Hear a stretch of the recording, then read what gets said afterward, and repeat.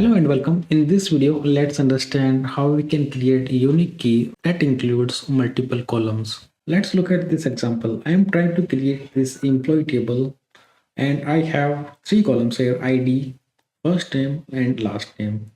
Let's create this table and I am inserting three records in my table: Johnny Gibson, Johnny Chapman, and the third record is exactly same as the first record, Johnny Gibson.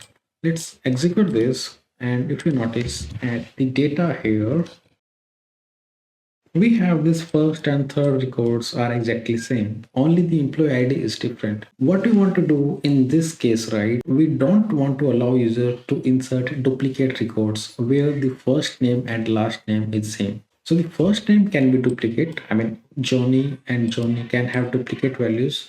Last name can also have duplicate values, but the combination of first name and last name must be unique.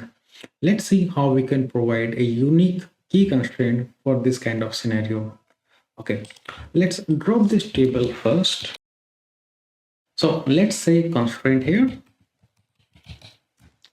Now we need to provide a name for our constraint. I will provide UQ underscore first name underscore last name. Then I need to specify which type of constraint I am adding. I am adding a unique constraint.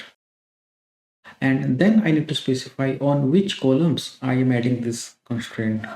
Because I am adding it on multiple columns, so I need to provide this brackets, and within the brackets, I need to provide first name, comma, last name, right?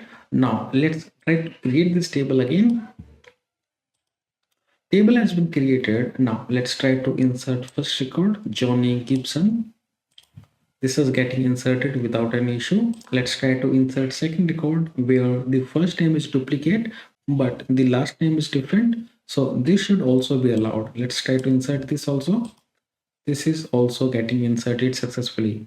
But now the third record where the first name and the last name is not unique, meaning this combination already exists for this particular employee, this should fail with unique key constraint violation. Let's execute this and you can see this unique key constraint, and this is the constraint name which we have specified here. This is getting violated because this duplicate value that we're trying to insert is already available in the table. Right, so let's try to change this last name and try to execute again. This time it is getting successful and we can see our data. So this is the data we have just inserted, and to prove that we can have duplicate values for last name also, let's try to insert one more record where employee ID is 4. Let's change the first name here and I'm giving the same last name. This should also work fine because the combination is unique, right? So this is also getting inserted. So guys, this is how you can use unique constraint with multiple columns.